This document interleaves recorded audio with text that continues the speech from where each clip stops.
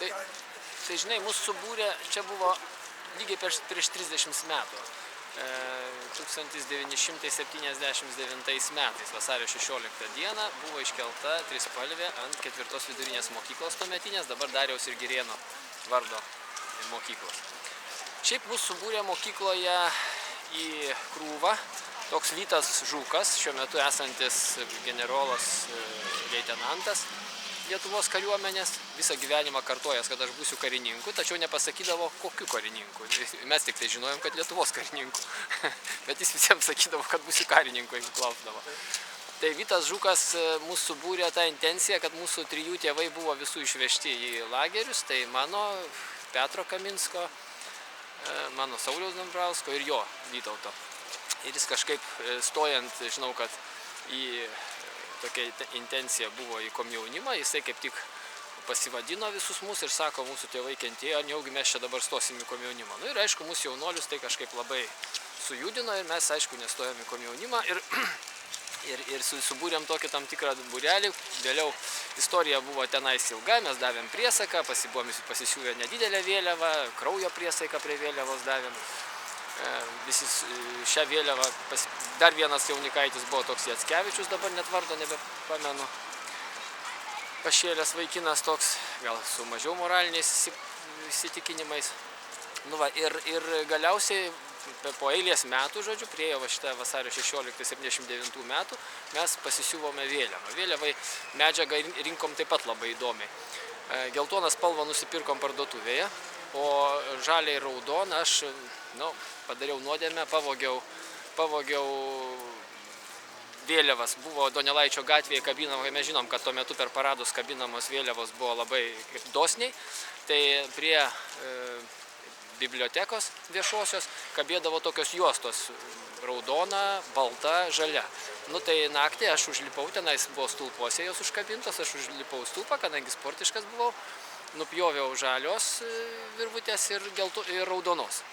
Nu, geltonos neturėjom, tai nusipirkome geltoną parduotuvėje ir Jackevičius mum, kadangi jis mokėjo siūti ir turėjo siuvimo mašiną, nu jis toks vaikinas buvo tiesiog laisvesnis už mus, tėvų mažiau prižiūrimas, jis pasiuvo vėliavą, mum trispalvę.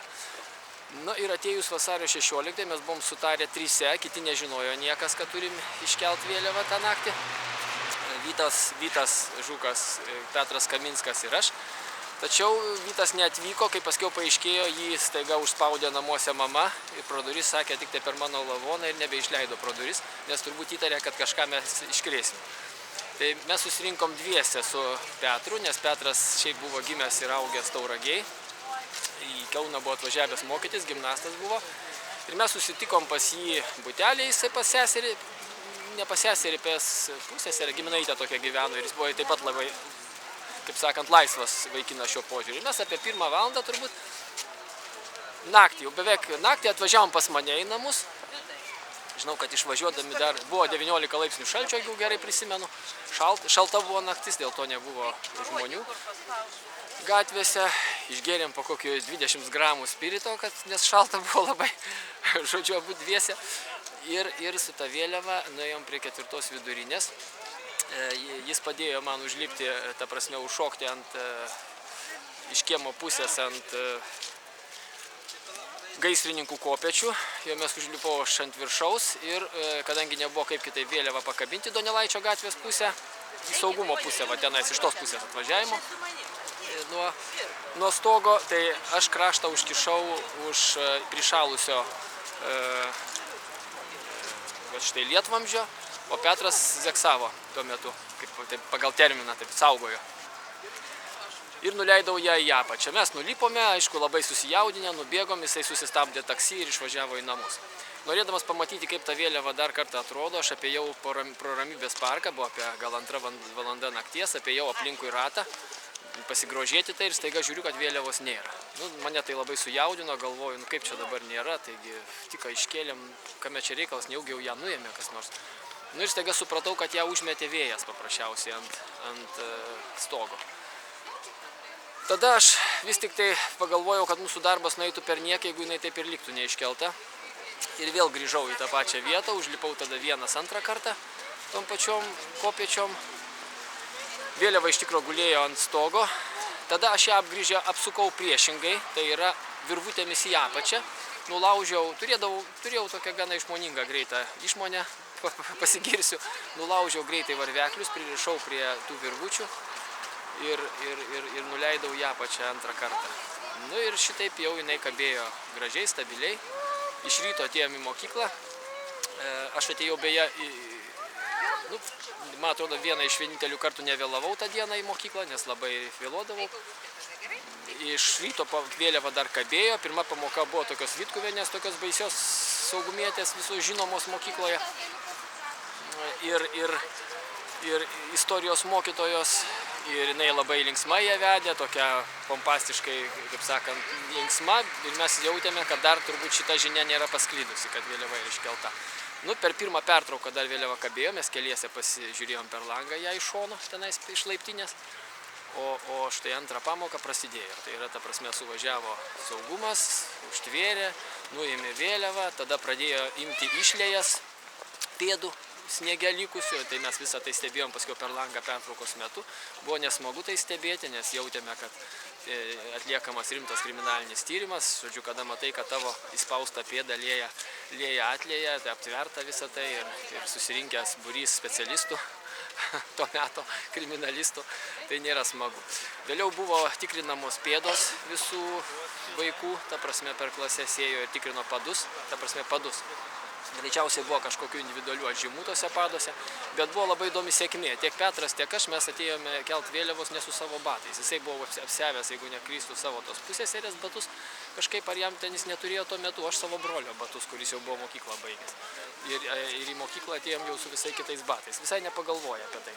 Ko gero, aš nepamenu, kad apie tai būtumėm svarstę. Toks pasisiekimas.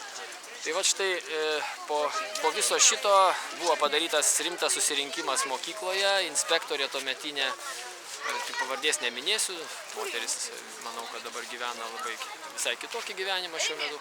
Tai yra inspektorė pasakė iškalbingą tokią kalbą, aistringą kalbą, kaip fašistinė vėliava buvo iškelta ant mokyklos, kad reikia susekti tos žmonės, kad jie nežino, ką jie daro, kad tai yra fašistinės Lietuvos, žodžiu, vėliava. Ir tokią gana uždegančią kalbą. Ir ta prasme, kai kurie mokiniai, netgi mūsų pasiklausti, tai pasakė, kad jeigu tikrai sužinotų, jie tikrai praneštų, žodžiu, vadovybei, kas šitaip išniekino mokyklą mūsų.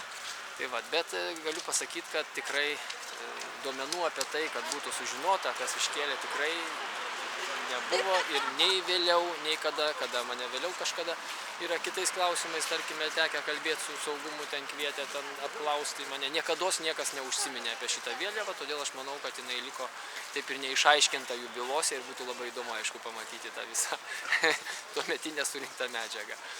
Tai va tokia istorija buvo prieš 30 metų, lygiai, šitą naktį.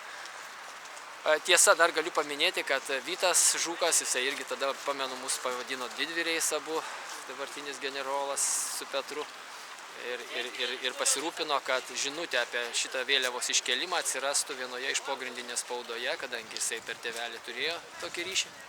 Ir aš neatsimenu, ar Aušroje, ar tuomet LKB kronikoje atsirado trumpa žinutė, kad buvo iškelta trispalvė ant 4 vidurinės ir dar ant vienos mokyklos aikštėje. Tuo metu irgi mūsų pažįstamas draugas įsliogė į, bet mes tik vėliau sužinojome, irgi iškėlė vėliavą ant stiebo tais metais.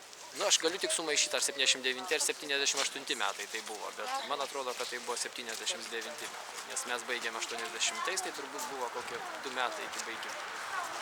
Metai maždaug. Tai va, tokia buvo istorija.